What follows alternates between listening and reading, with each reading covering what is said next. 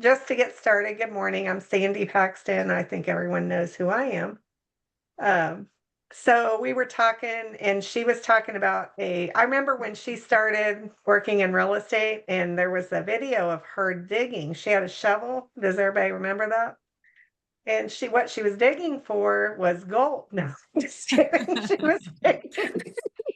She was, It she is was probably digging for gold a to lid. Rustling. What? I said it is probably gold to Rustling. I know, isn't that the truth? So she was actually digging for a septic lid, and that's a real thing.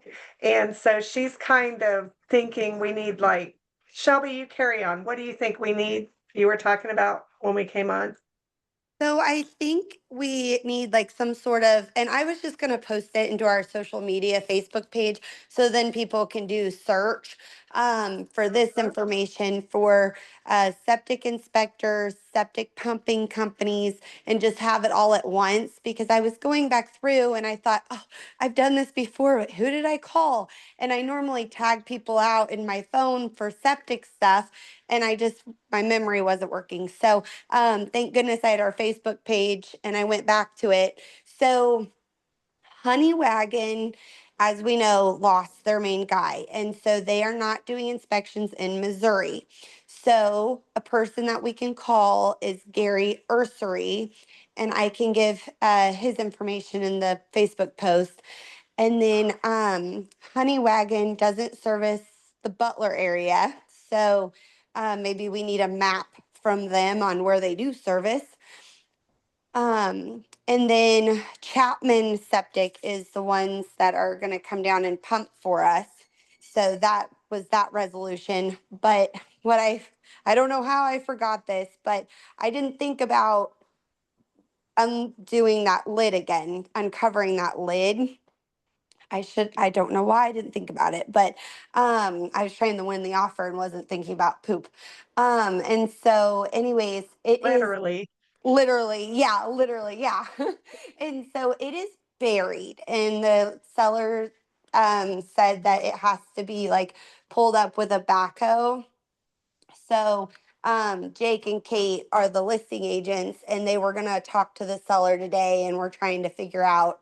He was willing to help us, but I think we need to make sure when we're writing offers, maybe we should put the seller. I know it says box two, the buyer's responsible for uncovering the lid, but if we're already paying for the inspection and the pumping and then uncovering, that's a significant amount of money for our buyers to come out. Um, and it's all negotiating, but I wish I would have thought about that and just put it into the contract. Like that lid has to be uncovered. Thankfully, I'm working with wonderful KW agents from our office and it will be fine. But I could have burned myself again, which is fine. My dad has a backhoe. So I guess I would be fine, but not something I want to have to do. So does anybody else ran into this poop problem? I think we all have. I had one that had collapsed. Uh, we couldn't find anything, even the septic. It had sunk and collapsed, and it was one of those plastic ones, I guess, that could collapse. And so we had to hire I think it was Rose Septic that came out with oh gosh, I don't know what it was, some kind of electronic device and to locate it. And they did, they located it. And so we put that in our resolution for them to locate it so that we could uh, test it prior to closing because we couldn't do anything. And so, yeah, I think we've all ran into that. The But old, I do usually have the seller find the lid if I couldn't find it myself. So, yeah, kind of the old way of doing it, which everything's negotiable, but it was, the seller would be accountable to the pumping of the tank and the buyer paying for the inspection. That's kind of was really common for years, and then now it's just become a little bit more of a free for all. And with the pumping is they can't pump it if they can't get to it. So if the seller was responsible for the pumping, they would have to excavate it. You see where I'm going? Mhm. Obviously, if there's a port, it's accessible, but so many of these are a few feet down in the ground. Next thing you know, you're spending hundreds of dollars, just as I think you have run into here. And this one actually sounds like a major dig. Yeah, those things are all negotiable, and just define them in the offer, just like you would anything else. And sometimes even asking the listing agent, is there an access port to the septic? And sometimes you can just see it, but we'll save you a lot of time as well. Thank you. Thank you for the question. So another question Shelby had was what are we seeing as far as concessions out here for buyers? Our buyers, what are they asking for, or what are we seeing on our listings when we get offers? What are we seeing? Right, Shelby? Yes, ma'am. After inspections on the resolutions, are we asking for several things or just a few things? What are your buyers doing? I don't think there's one answer for that. I think each situation is a little bit different. Obviously, it depends on how the house inspected as a whole.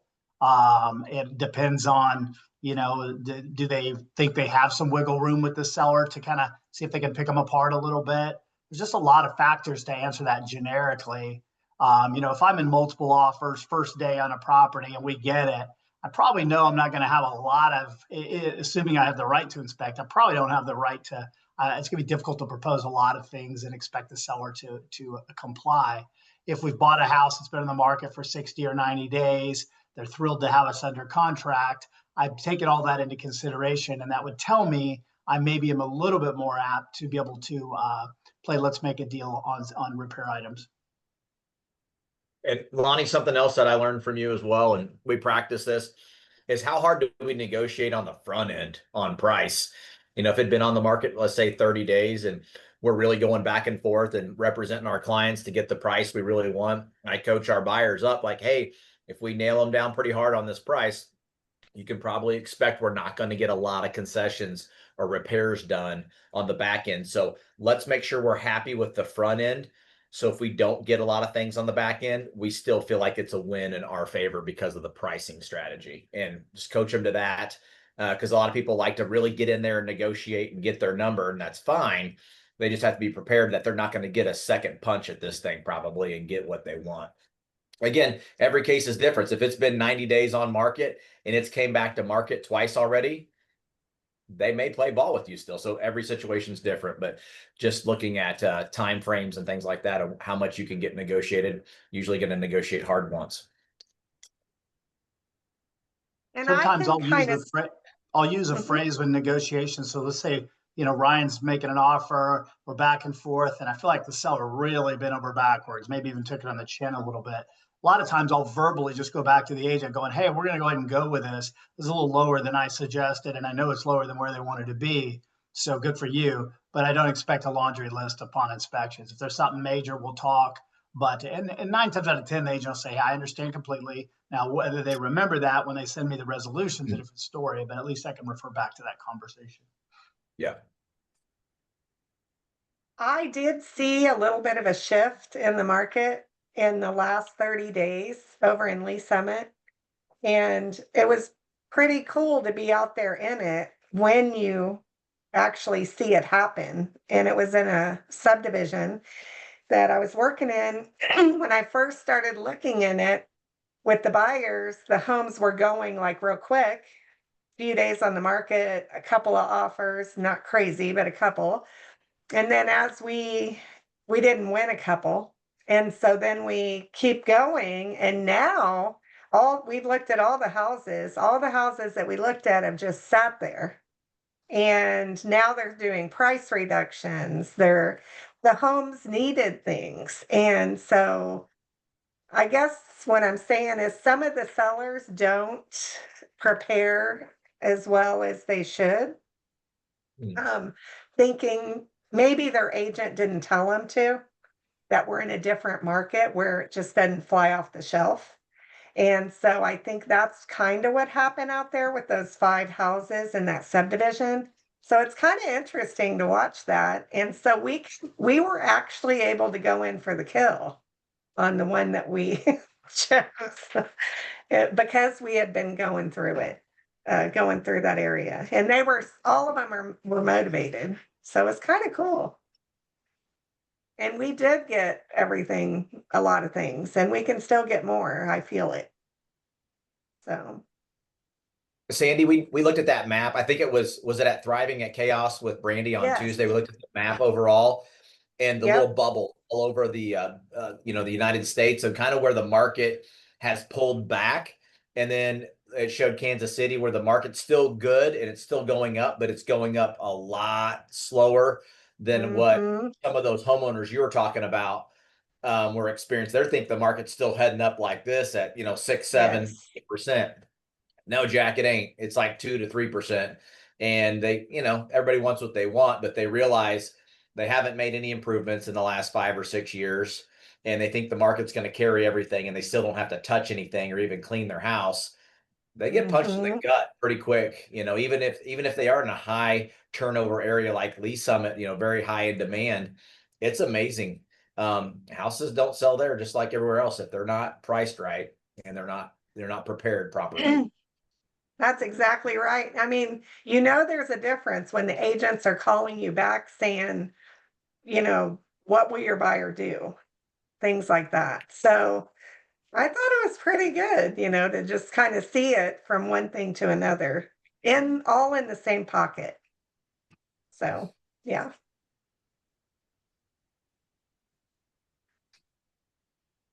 Anybody got anything to add to that? What are you seeing in the Sandy, market? I would jump into that map again that we just talked about, and it Mhm. showed Florida.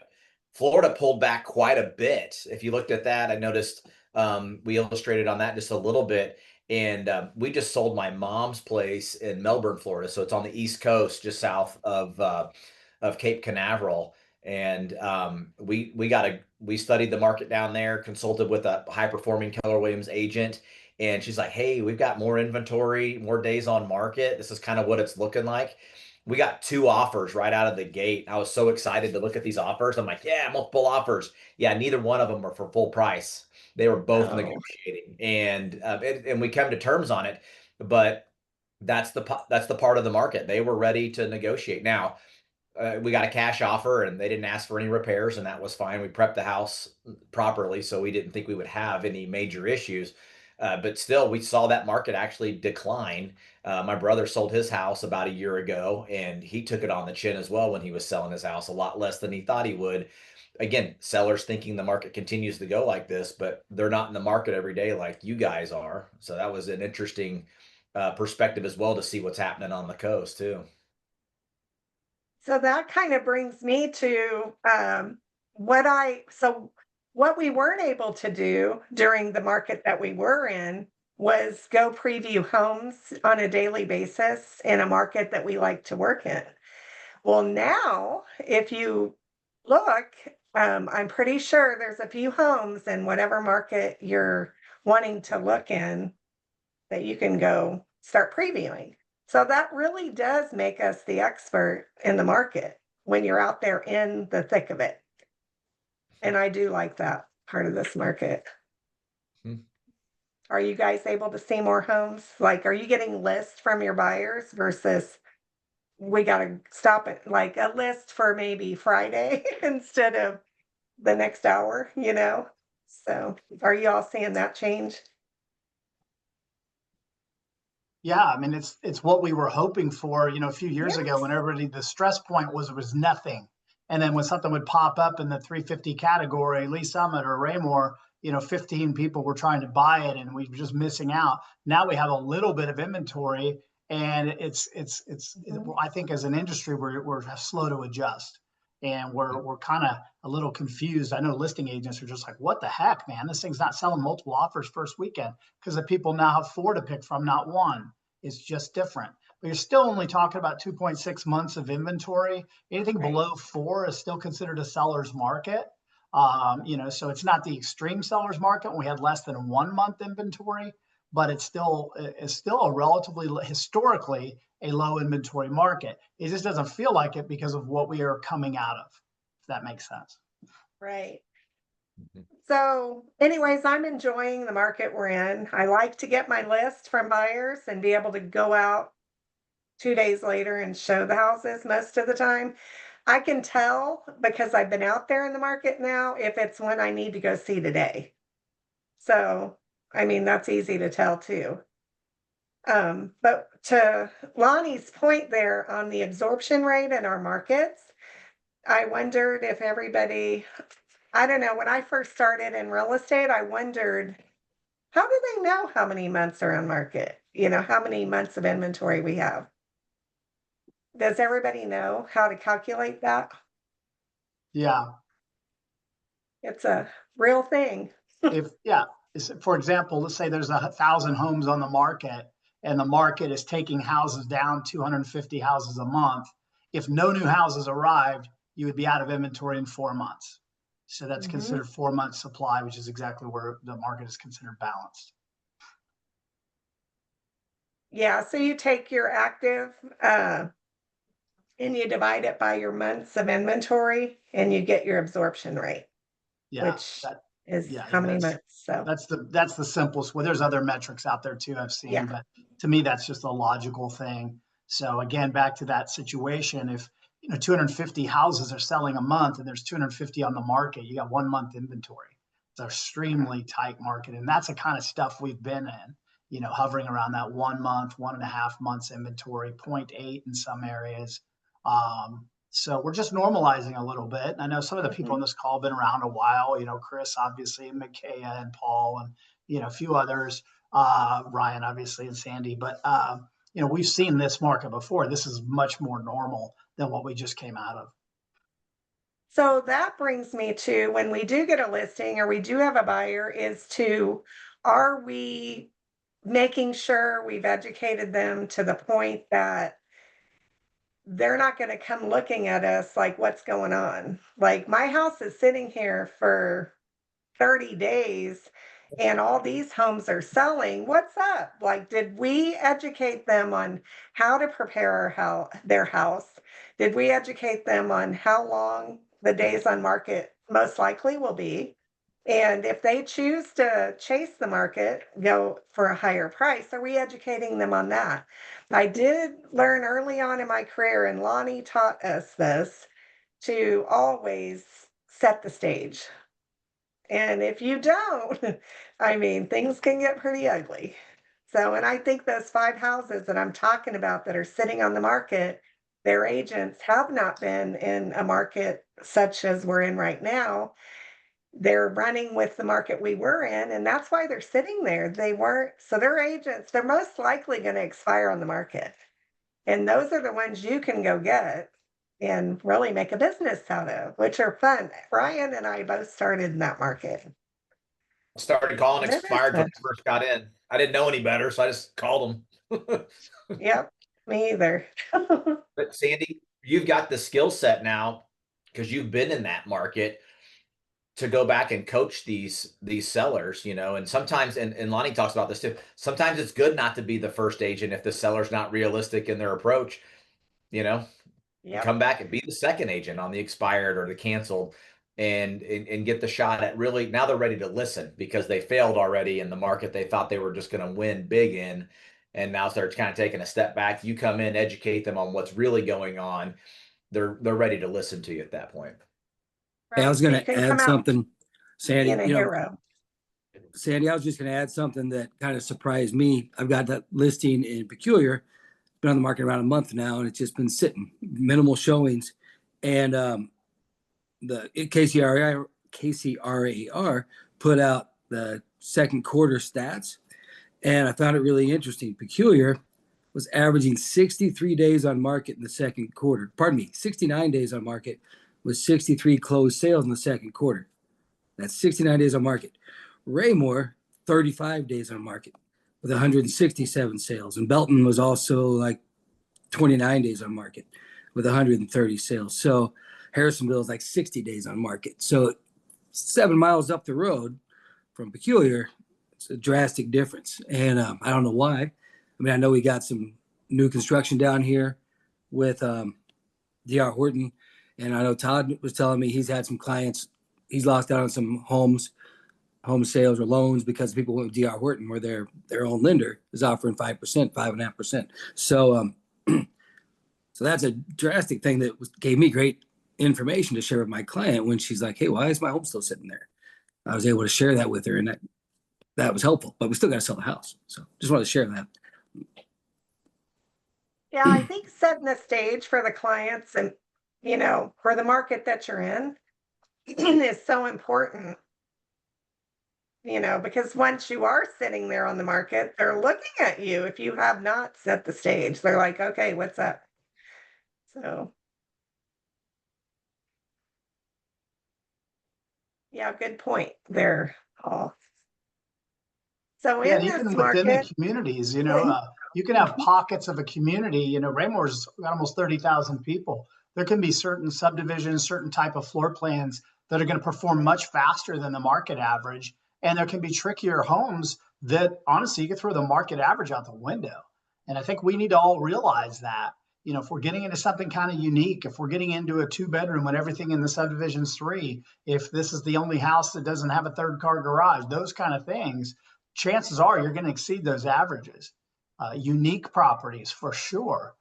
So we can just change our life completely if we can figure out how to buy ourselves ample time. And we got for Dalton Buck, he's a great new agent in our office. He's just learning, and he took a listing out in Grand Oaks, which is a great area. And unfortunately, the lady hired the agent that wouldn't tell her price is stupid. So Dalton wanted the listing, and he thought he could work her over time, and had a good relationship with her, helped her physically get her whole house ready. So 45 days in, she's screaming that we're incompetent. She's at 895 on a 750 house. So the only incompetence on our behalf was getting into business with her. So, and we learned our lesson there. And now some sellers, once you get them out there, the market's telling them they're way overpriced, we can work them down. And that was our goal. But she just simply, her comment was, well, if I, honestly, I wouldn't have hired your brokerage if I thought you guys didn't think my house was worth 895. Well, the 6 people that went through there and previewed it for us all said the same thing. It's grossly overpriced. So we had to part ways with her yesterday because we weren't in alignment on how this is all going to work. And also the data says it would have 0 chance to appraise. It would be a fluke if it appraised. Larger houses in equal condition with more features, outbuildings, have sold for 150,000 less than hers in her community. Yeah, she didn't care about that.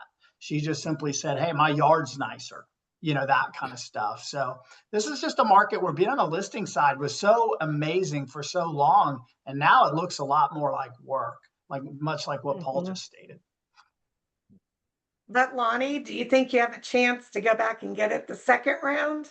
Because Yeah, you never know, but in this particular situation, because of some of her criticisms of our process, and even we had agents from other companies previewing it, just as a whole, this is somebody that's toxic. I wouldn't want to be in business with this person.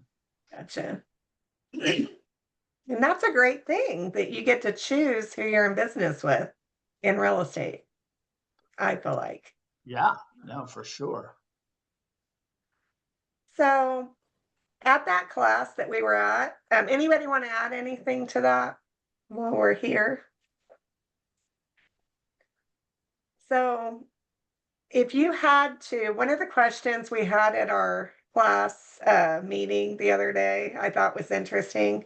If you had to generate 3 leads today, what would you do? I thought that was good. What would you do? How would you get 3?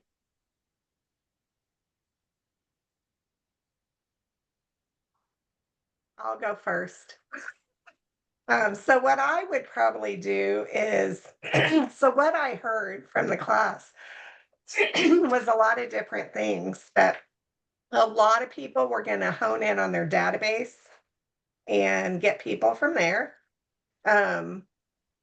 Which I think, if they're in your database and they know and like you already, why not?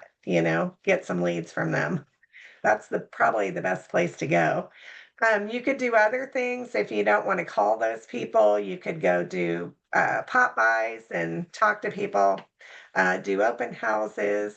Anybody got any other ideas?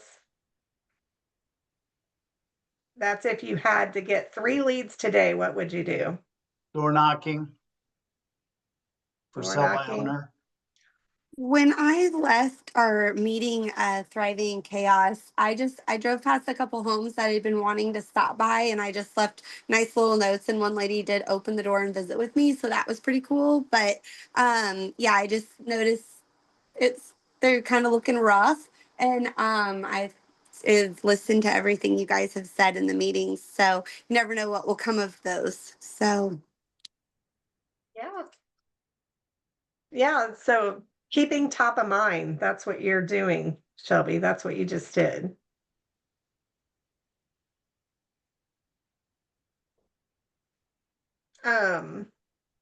So anybody having any other things they want to bring up Sandy, to I kind think of back to your mastermind point about? there, Sandy, Uh-huh.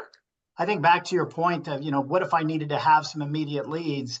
And by the way, I'm not sure that shouldn't be our mindset every day, but nonetheless, when we talk about our database, we use the triangle. I personally would go straight to the top of the triangle. So the people that I really know at the highest of levels, and bang out conversation and touches with your top 40 or whatever you want to call yours.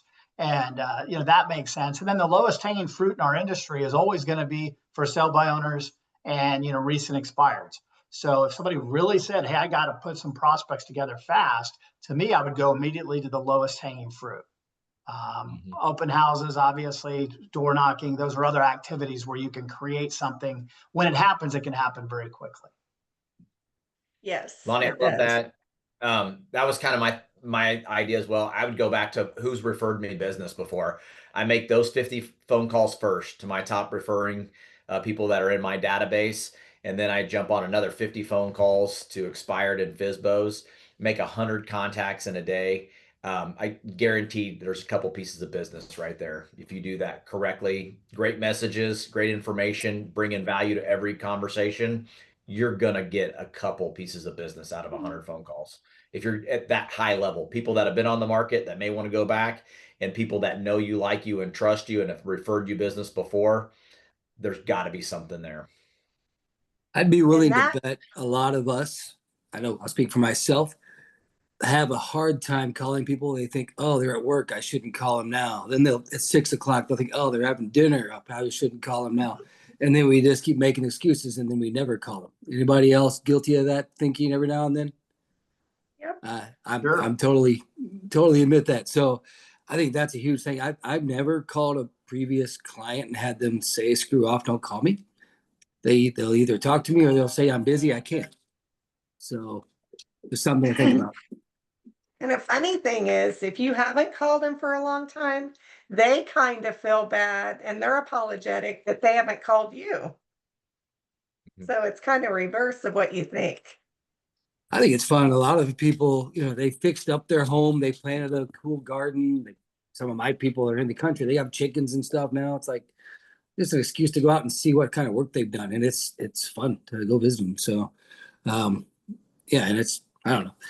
I've had one couple, actually there's 2 couples I buy Girl Scout cookies from every year. It's just an excuse to buy crap I don't need to eat, but I give them to other clients sometimes. So just a thought. So yeah, there's business to be had.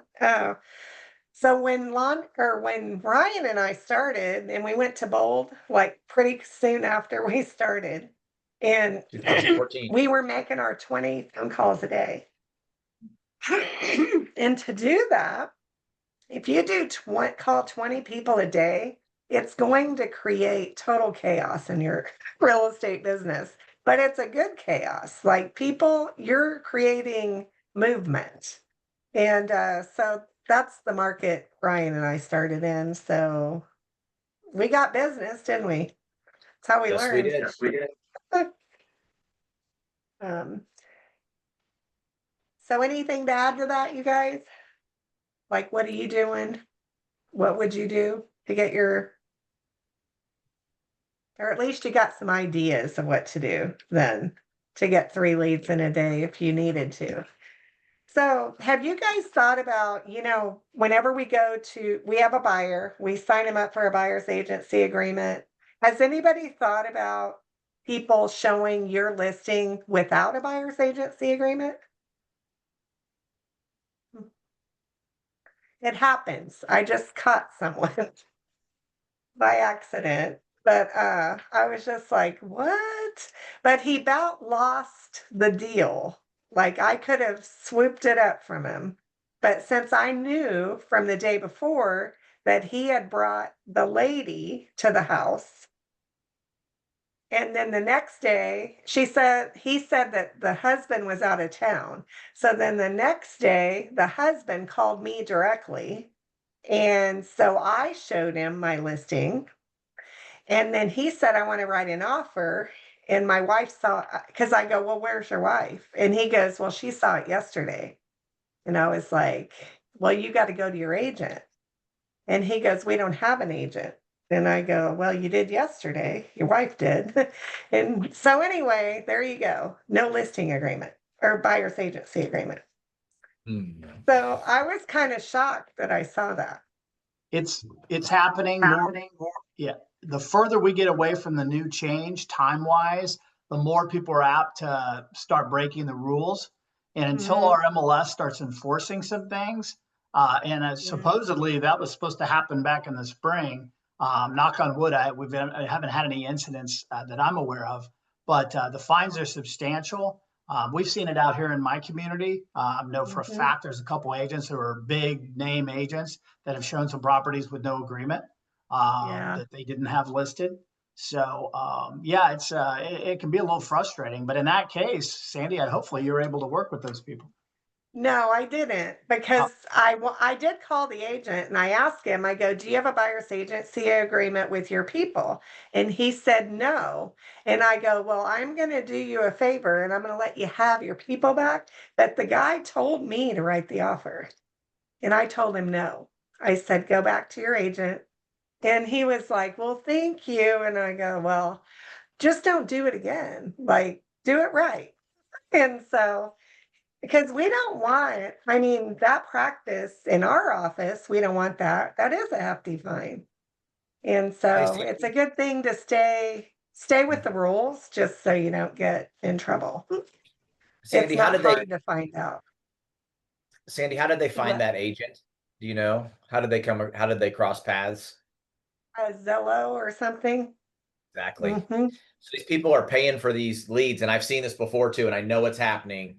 And they'll get a hold of Zillow. They'll assign them an agent. That agent will blindly go open the door. Those are the ones that are going to get in trouble with the serial killers, guaranteed. But they'll go open these doors without an agreement. And I don't know. I don't know if their companies are paying for Zillow leads and they're getting assigned them, how it's working. But I'm not sure what tactics we would like to utilize to shut some of that down when we do discover things like this. And we know they've done zero work. They have zero representation, even though they may or may not sign something with this agent to get representation. They're not getting quality service. Do we respond in a different manner? I don't know. Any thoughts on that, Lonnie? When these Zillow agents are flying in without? Yeah, it's a problem. That group of people that's blindly paying for leads, whether it's an office or usually a team, and they're spending a bunch of money to deal with the general public. If they're following the rules, well, here's what happens. I'll say we have a lot of listings, so I see a lot of appointments constantly being set. And there's that same handful of agents that work those leads, and they'll set the appointment on there. And then right before the appointment, here comes the cancellation. And the cancellation just means that people wouldn't sign the buyer agency.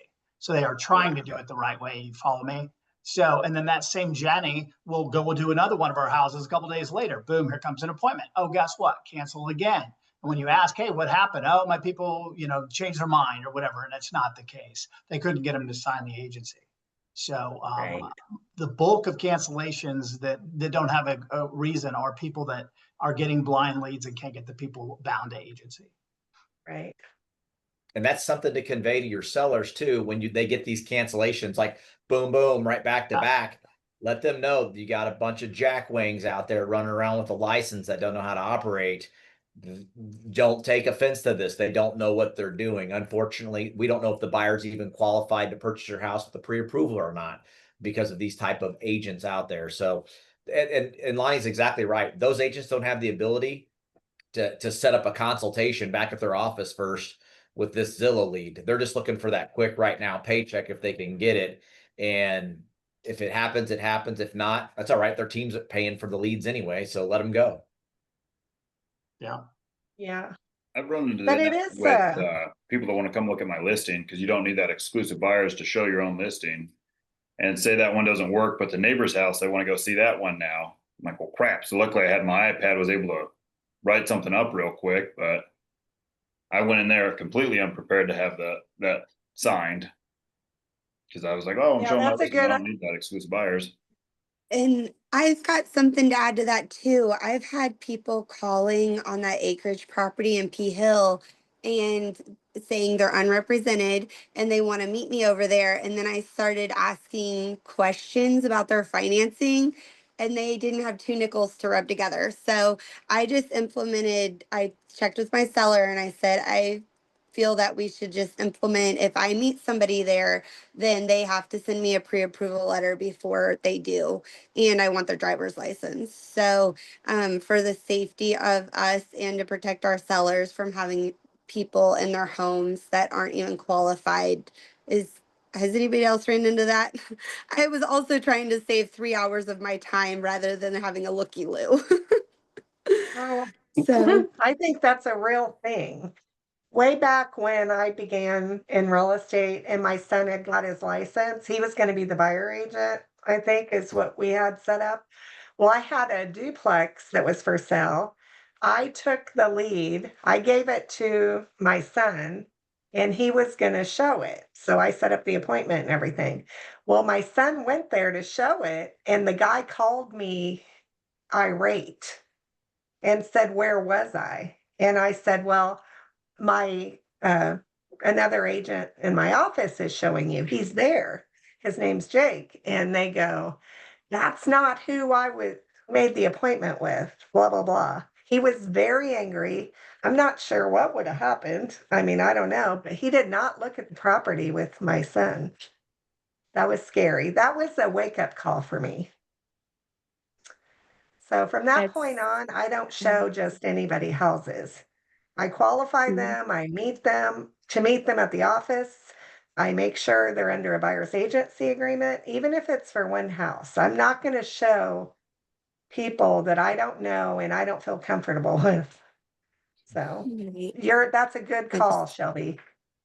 I always think my mom too, so or my Yeah. husband. And so yeah, it's very, you always have to be on guard, and I hate that. But if we're not, then I think we could be in, yeah, in some trouble. So, but thank you all for your guidance.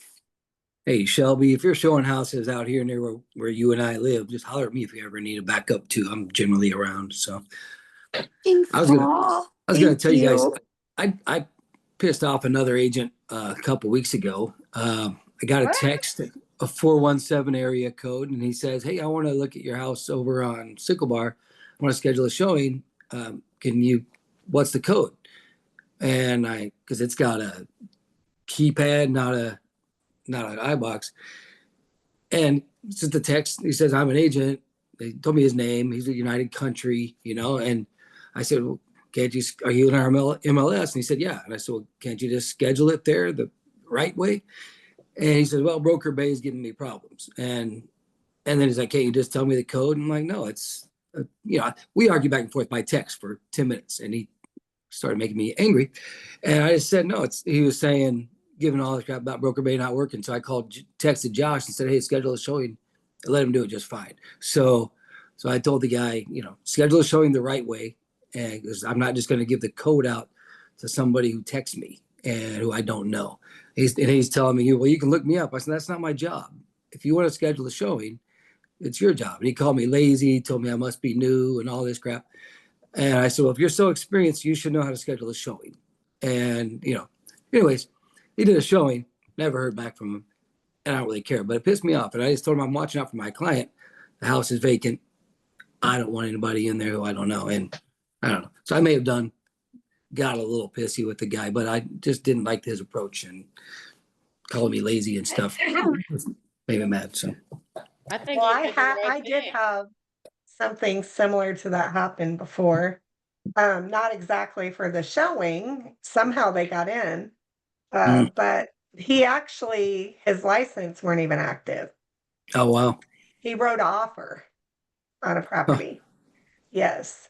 And so I don't know what the clue was on it. He just said, I really need this closing, to get my license and stuff. I'm like, oh my gosh. I don't remember all the other details, but I remember something made me look him up in the to see if he was an active agent. He wasn't. And when I confronted him, he said, well, yeah, I really need this closing to get my license back. Like, oh my gosh. But yeah, that happens. Stuff like that does happen. How is his broker going to pay him? I don't know. It was a mess. The contract was no good because he wasn't an agent. And that's what I ended up having to tell him. I had an agent reach out and he said, I just realized I let my Missouri license lapse. So I got to get both sides of the deal and only give him 25% because he didn't get his. Oh, the way it goes. Our agents have done that too. Mhm. So have you guys thought about, do you think there's more agents in this market, or do you think it's increased in this market, or do you think do you think it's up or down as far as agent count in our office, our competition? I think it's flat for the year, Sandy. Well, I thought so, but when I called MLS, they said that the initial signups for the beginning of the year were 11,558 agents. And currently, there's 12,321 agents. So we've actually seen an increase in agents, which kind of shocked me. I was kind of hoping for the other way. But anyway, that's kind of like if you're reading the shift book, it'll take you in there, the law of equilibrium. So whenever I recommend that you read it. It's page 13 of the shift book, which is, I don't know, can you see that? The shift book. I don't know. Did you see it? Everybody knows what it is. But yeah, read that. It's kind of interesting about the lag market and the up lag and the down lag and all that. And it'll tell you kind of what agents are going to do at any given time. This book is really handy right now. So I read it before, but I'm reading it again because it just refreshes me. It's been like 5 years since I read it. So, and if anybody needs a copy, I do have an extra one. So that I'll share. I try to give them out at any class that I do and give out books that are useful to us. So like the one thing, this shift book, and the MREA. So those 3 books are kind of like our Bibles. Anything else anybody have going on that you want to talk about? I was just going to add on the book talk. Jay Papazon's got a new book coming out in September. I think it's called The Rookie Real Estate Agent.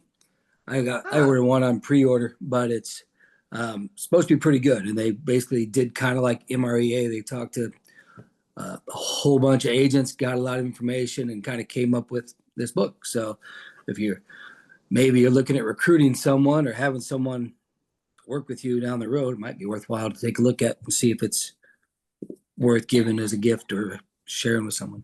So, Brandy ordered a case. Do what? Brandy ordered a case of them, it looks like. Oh, okay. Yeah. I think I did see that, but I didn't get on the early uh purchase. Of course you did. Huh? Who was that? Chris Ann? No, I didn't say anything. Oh, okay. Your box was green, so I was like, oh, okay. Wow, haven't Nope. heard that, haven't heard that voice in a while. I know. Well, I've Where been have you been? around. I've been around. I had to look to see if you were still around. Yeah. No, I I'm was still wondering. there. my mom, we moved her into assisted living in Oh, December, and she's been fine, but she has spells of good and bad. So I've been back in St. Louis more than I would care to be lately, quite honestly, but I'm around. I'm still here. good. That's good to know. Yep. So one last thing, because we're nearing the end. So what's a personal habit? This is another from our list of our chaos class we had the other day. What's a personal habit or routine that helps you stay consistent in your business? Just personally, what do you do to help yourself stay very consistent in your business? I'll lead off, Sandy. For me, it's be present. I can't work. I'm in my home office right now. I can't work from here. I can't get anything done. There's too many distractions. I'm literally watching golf carts go up and down the street, and I'm pissed.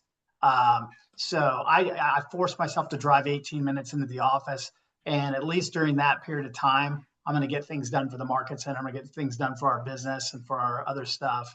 And it's worth the drive. Yes, I could stay here all day, but I'm kidding myself if I think I'm going to be anywhere near as effective from here. Yes, it can be done, but it's not a good idea. And I think the bulk of agents, they want convenience and lifestyle and all that, but if they're really being honest with themselves, they're not as productive from home as they think they are. I know I'm not. I was initially, probably the first 10 years, but the last 4, I feel like I'm a pushover or something. My family just thinks, oh, come on, let's go, let's go, let's go. Can you watch this kid or that kid? I'm like, oh my gosh, you guys, I work. So, anyways, I took a little bit of advice there from Lonnie. It never hurts, by the way. And I think beginning mid-August, I will be back in the office and spending more time in there and getting some shit done. So I think it's a great thing. I mean, it's great that we have the option, but I think after you've worked from home for so many years, you start just, I think you got to go back to work. Go back to like how the federal workers are having to go back to work. There's a reason. So, yeah, I'm going back to work, by the way. Well, it makes me wonder what our productivity would be. Again, I'll never get my way on this, but if we were all forced to put a certain number of hours in an office environment where other agents were doing the same, then it creates an environment of more productivity. I mean, the summer, like right now, especially when it's been hot, our office is very quiet, yet the number of sales is amazing. What could that look like if the people were in there, say 2 or 3 hours a day, 4 days a week, even? My guess is that all those numbers get ramped up. What if we had a 2-hour window from 11 to 1 or 10 to 12 where the training room is nothing but lead generation time? People sit there and work their database with texting, emails. If they want to make calls, great, but at least text and email, those kind of touches. I'm guessing that would create more and more leads. It would, definitely. I know it. I've done it. I've done it both ways. I know when I'm being productive and I know when I'm not. And I think I've gotten lazy, and I think I'm going to get back to the basics. So I don't know if anyone else here wants to join me, but yeah, that's what I'm going to do. I can't work from home. I like coming in the office. I like talking about real estate with other people. Even if I learn something every time I come in here, I learn something new just by having conversations with other people that are here in the office, and keeping up to date with what's going on, and surround yourself with people that you want to be like. That's been my motto for many, many, many years, and I can't do that from home. And I get distracted that at from home? home. I go put in a load of laundry, or I'll run to the grocery store, and I just end up not doing anything. So I have to That's come to me. the office. Yeah, it's got to be Yeah, so difficult. I'll be into the office more. So, and I'll also be working on the weekends. So doing open houses more. So I don't know if anyone else wants to join me in making those commitments, but it does work, by the way. And I know it. I just actually had a lot of things going on in my personal world. Daughter's moving, all this kind of stuff, but new granddaughter. But now I'm back at it. So Yeah, and I think if we're being honest, a lot of us, our families know we're in real estate, and they know with that we may have some flexibility in our schedules. And they don't. I think the intention is good, but at the end of the day, it's not uncommon to see people kind of maybe even slightly take advantage of that situation. And that I know some of our agents get run ragged, and it's because their friends and family know they're available, whereas they're sitting there at their job at Honeywell from 8 to 5. So we've got to learn to say no a little bit too if we want to protect our time and protect our schedule. Whether people want to realize it or not, we're at work too, where we should be. So I think we need to be really honest with some of the people in our lives. Hey, well, Lonnie. that flexibility in time can also be a flexibility in income. So Yeah, for sure. I think we just tell people we took a job at Honeywell because you can't have your phone in there anyway.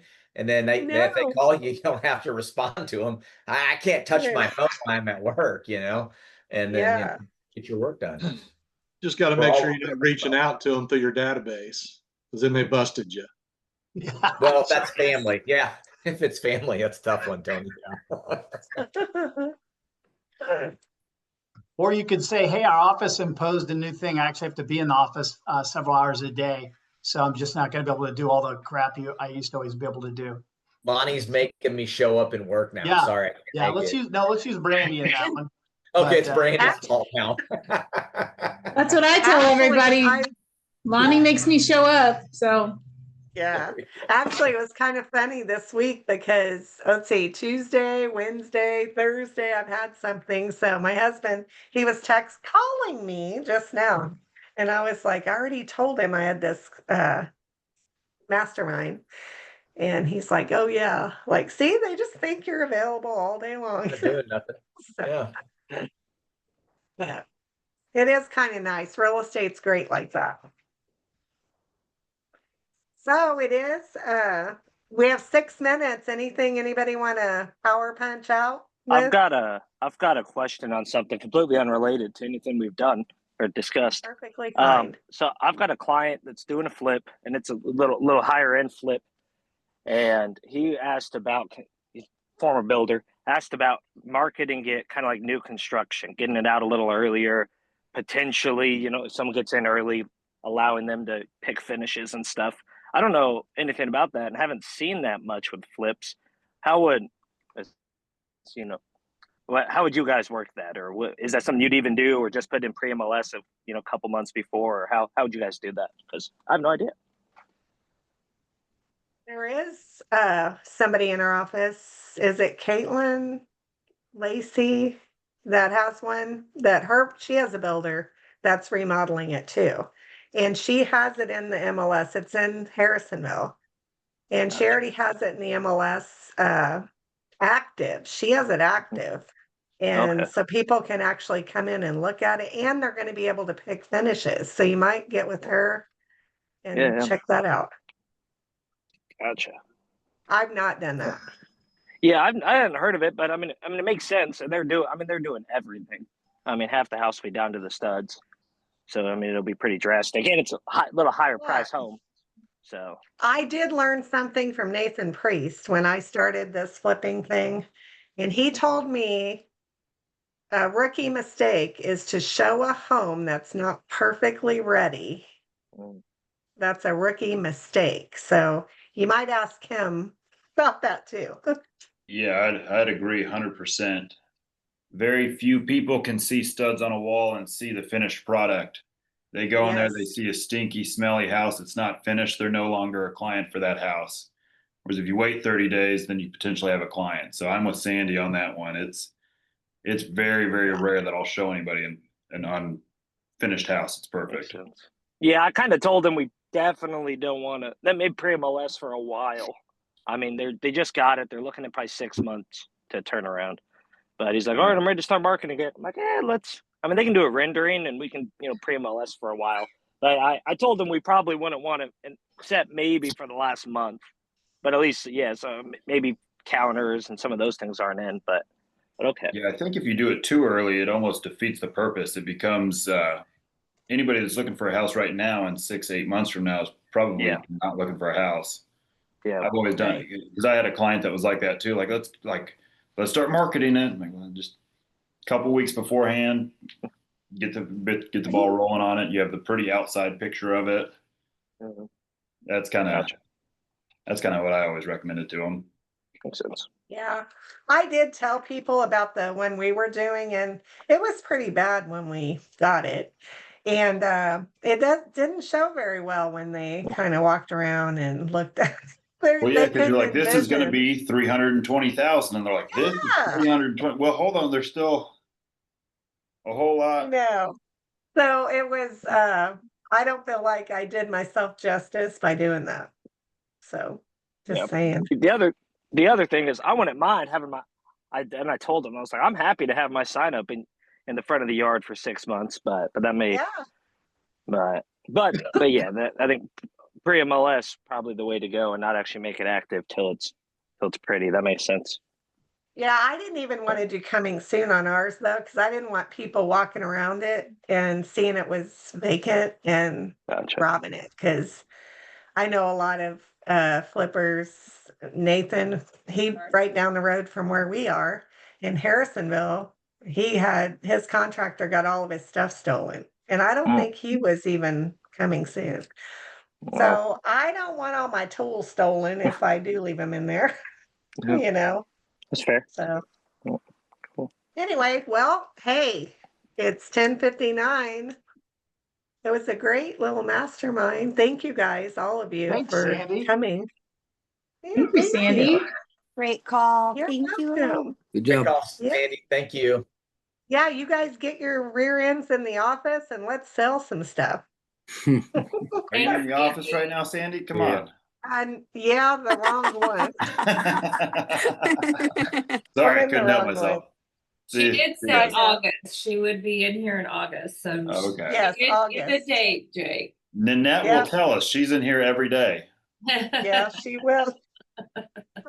All right, you guys. Thank you so much. Have a great one. Yes, you too.